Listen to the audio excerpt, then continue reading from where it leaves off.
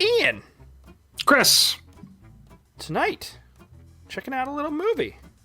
Psycho Goreman. Yeah, I feel like this movie is right up your alley in a lot of ways. So I'm feeling that you were going to be very positive about this, and I knew that when I watched it. This is one that I've been anticipating for a long time. Like, I remember seeing a trailer for this like last summer. I don't know if it got pushed back or if it was just this long before it got distribution lined up, but yeah, I saw a trailer for this and I'm like, oh buddy, this is gonna be a good one. Yeah, I mean, were you not as excited for it, Chris? I wasn't sure what to expect. I knew it was from the director of The Void, which I liked, but I don't love it, and people really love that movie. But I did like the practical effects and stuff like that they use in that movie, and they pull a lot of that stuff forward. These are the like, even if I knew nothing about any of the background of any of the people involved in the movie, I think you can tell just from watching. Yeah, this is an effects guy directing this movie. Yeah, so he this is what's his name, Steve Kostanski. But he did Father's Day. I don't know if you've seen that. Oh, okay. I think he wrote Manborg. But it's his production studio that made that, which has similar kind of, you know, real life props and ridiculous miniatures and stuff like that. So the trailer looked like a lot of fun for this movie. And in general, I have mostly positive things to say about this movie. Yeah. But I don't think it's. I think it could be just. I think it's almost there where it could be like really, really good for me. Yeah, it's 90% of the way there for me too, but it is a lot of fun. The things that I like about it, I don't just like, I love. Okay. And the things that I'm not as keen on, I'm like, it could have been better, but you know what, fuck it, I had a good time. So that's kind of where I'm at. Well, what is Psycho Goreman about? So Psycho Goreman is about a brother and sister who have a bit of a contentious relationship, and they do stumble upon an ancient evil that is lurking within their backyard. It's been hidden there for years, and they awaken it. And in particular, the little girl holds a stone that holds power over this monster that just wants to kill and destroy everything. Hilarity ensues. Family drama ensues. Intergalactic intrigue ensues. A little bit of hijinks, too. There's some hijinks. Yeah. The suit for Psycho Goreman is fantastic. And we're gonna probably and a lot of the side characters too. All the side characters, like they're varying degrees of like the quality, but they're all really cool and fun in certain ways. Yeah. So all that. I think they all look pretty great. Yeah. I mean, I think Psycho Goreman looks especially good though, especially because he's like out in daylight all the time, and it, you know, it's a the level of creativity to like the full breadth and the amount of effort they put into characters that have so little screen time is really impressive. There's a ton of effort in this movie, which shows. Yeah. And all the little miniatures and everything like that. I think you could toe that line where it's like, is this making fun of those movies? But I don't think it is. I think it's more endearing and like an homage to those like little miniature sets and stuff like that, because they obviously look like miniatures, but I love that look. Which scenes are you suggesting are miniatures? Because I'm not even sure which ones you mean. There's lots of times where they flash back to like Psycho Goreman on his home world, and there's like big pyramid-looking buildings and stuff. Oh, okay, gotcha. And so, but you've seen movies where they're like intentionally bad and cheesy, and I don't think this is that way at all. It's certainly campy. Its story is reasonably earnest. Yes. I mean, it has goofy moments for sure. In that way, this feels very much like it's throwing back to like 80s children's adventure movies. You know, think Goonies, think Explorers, think things like that. It's not a perfect, facsimile of those things, but it certainly feels like a throwback to those. I think it's inspired by those, at least. For sure. Play for the same audience, though. Well, maybe an audience that was young at that time and now grown. And is grown now. Because, it feels like a children's adventure movie from the 80s, but, with more advanced tech and a more advanced horror sensibility. I kind of liken this movie to, like, a Metalocalypse or a Rick and Morty type thing, where it's like absurd humor in a lot of ways. And in particular, I think the charm of this movie is in its very particular sense of humor, where it's contrasting scales. It's like contrasting the very big and the epic and the destroyer of worlds to the very tiny and mundane. Yes. Yes. How many times do they make that joke? I'm going to destroy your whole planet, and also where are my hunky boys? Yeah, exactly. And that very quick transition between that is a lot of its charm. Yeah, and that stuff is funny. And we were talking about like some of the family drama. See, the main crux and problem I have with this movie, where it doesn't quite reach what it could be to me, is the heart. The part where it's like this little kid who's kind of similar to Psycho Goreman are like mirrored in some ways, where she's like brash and abrasive and like in charge all the time. But they're supposed to find the love and the heart and appreciation for their family and stuff like that. But the movie isn't serious in any way. And it seems like that doesn't land at all, even though I think maybe they were trying to get it to land. I think this movie is kind of mean-spirited, or at least the relationships in this movie all lack empathy. Like most of the characters, but it also does have a very strong sense of relationships at the same time, though. Like they have these little moments where it's clear this family is very tight, even if maybe a little emotionally abusive. Yeah. So I think there is an attempt towards the end of the movie for a bit of an emotional turn where it's like, hey, we're all family and we all love each other, and that does not feel earned. No. But it's like a lot of times they're like skewing on your expectations with that stuff. It seems like, because at that moment, and I guess we're kind of spoiling, but it doesn't really matter because it's so predictable. Yeah, this is a movie that knowing how it ends does not change how much fun it is. Right, exactly. But that moment that we're talking about, like that pivotal moment where like there's a realization for the main character, instead of like actually coming to some realization, she just sings a song and everybody's like, oh yeah, we all love each other. So it's like a joke. Exactly. Like, everything is a joke. And especially because like her brother, who she kind of emotionally abuses and takes that to the nth degree because of this power she has over Psycho Goreman, like he vents all of his frustration and he finally stands up for himself and says, if nothing else, I don't need you to be better, I just need you to apologize. And she just starts singing and Psycho Goreman, is this love? Yeah, like that's totally unearned. And she does later eventually kind of half-assed apologize. But ultimately this movie was so much fun that I was willing to overlook that for sure. Yeah, but that is the thing. Like if that part, and it would have had to have been changed throughout the entire movie, I think. But if that line went through this movie would be, I think it'd be much better. It would be much more like rememberable. Like I will always like these jokes in this movie are funny. I laughed quite a bit during this, and if I didn't laugh, I was chuckling. The tone was really fun. I very seriously considered buying the special edition limited Hunky Boys edition of the Blu-ray that Raven's Banner is offering on their website. Good. The Hunky Boys through line is quite a funny little bit. Yes, Psycho Goreman, the character himself, is super likable because he's like a Drax type thing where he's just so absurd, but he's serious. Yeah. And the dryness of his seriousness against everything is funny. He's wearing the cowboy hat and stuff. It's ridiculous. Yeah. But the main I don't think he's as funny as Drax, but he is kind of like a combination of Drax and Giant Purple. What's the giant purple guy with the balls for a chin? Barney. Barney. from Avengers. The big bad in the Infinity Wars movies. Nemesis. He has that gauntlet. No. He's the Infinity Gauntlet. You know what I'm talking about. Big purple guy. Yeah, what the hell? Thanos. I've never seen any of those movies with him. It's like Thanos and Drax combined.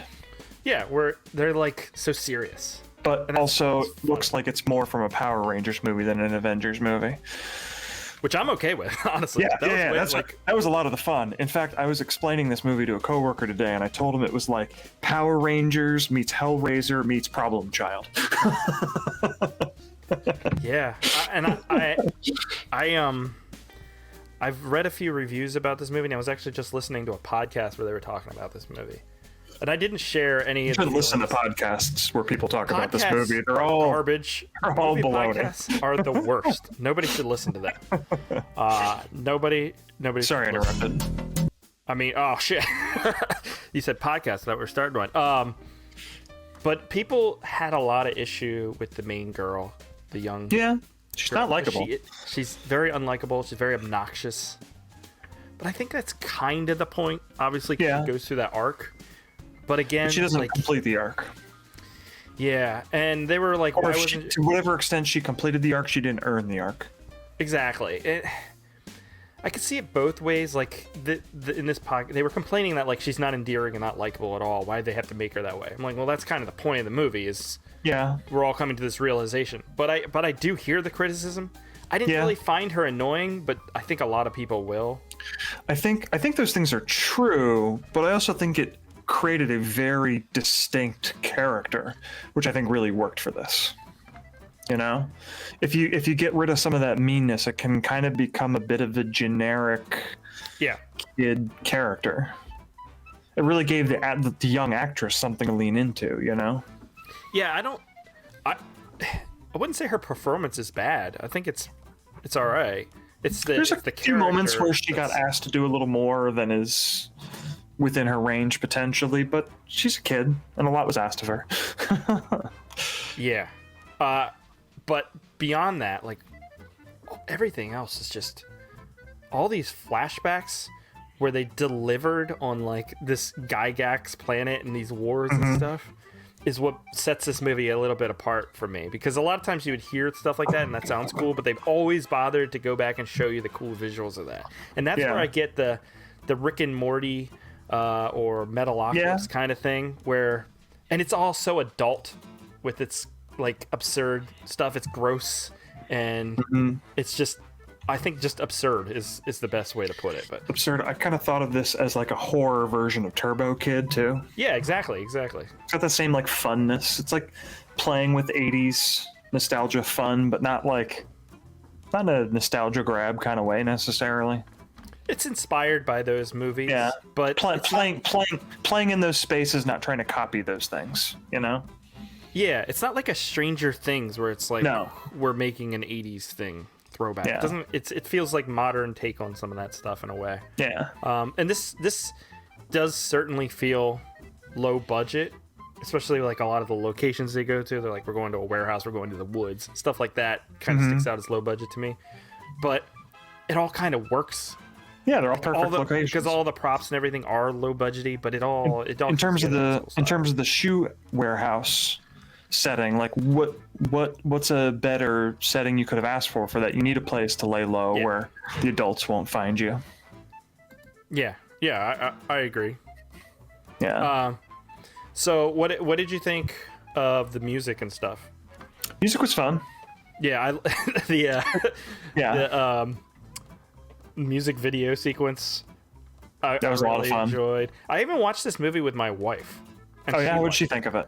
I really didn't think she would like it because she hates like, Metalocalypse and hates Rick and Morty and stuff. I'm gonna have to have my wife watch this then, because there is like a grossness to some of this stuff. Yeah, but the gore didn't bother her. I think because it was so like it was like cartoonish. Yeah. Yeah, and some of it was some of the alien creatures. Like there was a great scene where Psycho Goreman is fighting some of the Knights of Ren or whoever come to go fight him, and he rips the one dude's face off. And just to imagine like practical effects and makeup that can stand up to that. Like as soon as I saw them, and it was even a threat if I'm like, oh, they're gonna not fight for some reason because none of these costumes can be moved around in, or they'd be destroyed the minute they get touched. But no, they went for it. The fight was awesome. Like they had like secondary effects built under so that when they ripped the face off, you still got cool stuff going on underneath. Yeah. I mean it, and that like it feels like they spent more time on that stuff than the actual storyline. And that's fine. That's kind of what I'm kind of fine with that. Yeah. Not all movies need to be all things. No, I know. Again, it's just it's so close for me. If they would have cleaned up that relationship, I think it could have really worked. But I really had a great time watching this. This was a lot of fun. Yeah, if there felt like a good reason for the little girl to make a turn at the end, it would have worked a little bit better overall. But it's not just the little girl though. It's like the dad character. Which, by the way, I can't believe it's taken this long for it to come up. How attacked do you feel by this movie, Chris? What are you trying to say? How dare you, sir? That dad is basically you. How is that dad me? I do so much. That sounds like the dad. I cook dinner every day and not in the fucking microwave. How dare you, sir? I didn't mean all the specific details, of course. But I could just totally see you grabbing that shovel and pretending your arm is hurt to make the kids fill in the hole. No, I wouldn't do that. The dad was pretty funny. Like, I mean, obviously, if this humor works for you, you're gonna enjoy it. Yeah. But immediately you'll recognize if you don't, because this is a Canadian movie too. Did you know that? Yeah, it's filmed right on the border. Okay, It was filmed in Niagara. I wasn't sure if it was Niagara, New York, or Niagara, Canada. I know Raven's Edge is the distributor based out of Canada, but okay. So, anything else with Psycho Goreman? we got to talk about the closing credits, man. The closing credits with It revived a trend we haven't seen in a couple of decades now, and not from the 80s, because I'd say especially with the Power Rangers feeling elements, there's some 90s nostalgia to this piece as well. But they did the rap song that summarizes the events of the movie over the credits. We need to bring that back. I loved that in the 90s. I loved Wild Wild West. I loved Men in Black. We need to do that in more movies. I mean, that's what they did. They brought it back, Ian. We need to go do a recut of Pig Trouble. That's not quite right, is it? Very Pig Trouble, with a rap song that summarizes the events of that short to put over the credits. Like, all movies need that. We need to make a sequel where somebody turns into a guinea pig man. There you go. I was looking. Guinea pig. Man, we'll get there. We'll work on it. We're gonna workshop that. Yeah, we'll have to workshop that. Yeah. Yeah. Psycho Goreman. Any last words, Ian, or can we wrap that one up?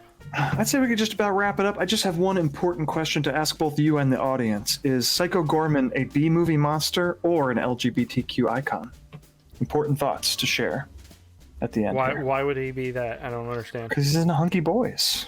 Oh, everybody's into Hunky Boys. One way or another.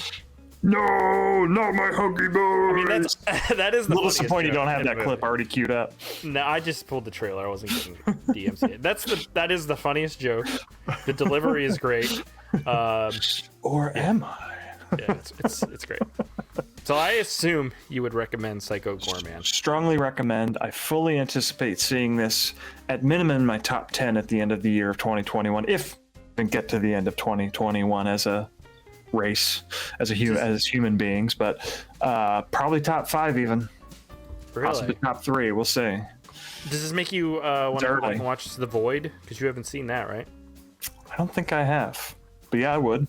That's a very serious movie, though. I did not realize there was a connection between this and Manborg, because it's funny. I told you earlier I was mentioning this movie to my coworker, and he immediately was like, "Oh, you got to see Manborg because I showed them the trailer." He's like, "You got to check this out, man." I'm like, okay, I didn't realize there was a connection till just now. Well, it's Astron 6. That's the production company. Okay. And this guy's part of Astron 6, I believe. And so they've made a bunch of different I've heard of that planet. ish movies. Have you? Manborg, Father's Day. They didn't have any part of this. But I know Let's say I didn't see that name attached to this. Steven Kostanski is a member of that production company, so I don't know. Gotcha. Although this had a Shudder label on it as well, so they must have had some sort of financing with them or some deal. Maybe it's going to land on Shudder at some point. Okay. Hopefully. Well, I obviously would recommend Psycho Goreman too. I think it even has some mainstream appeal. Although I think like a lot of people who aren't like accustomed to that kind of stuff might think it's like the most ridiculous movie ever. But that might make it even more fun. I don't know.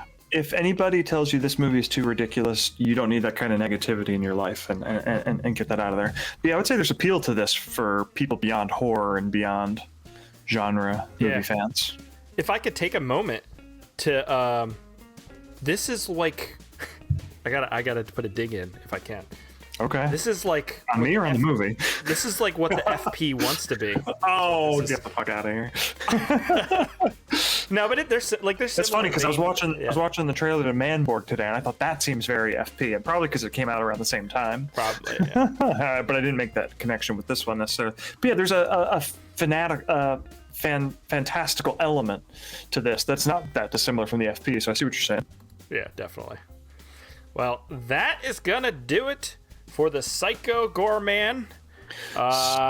You can check it out now. It's available on Amazon to rent for like $6.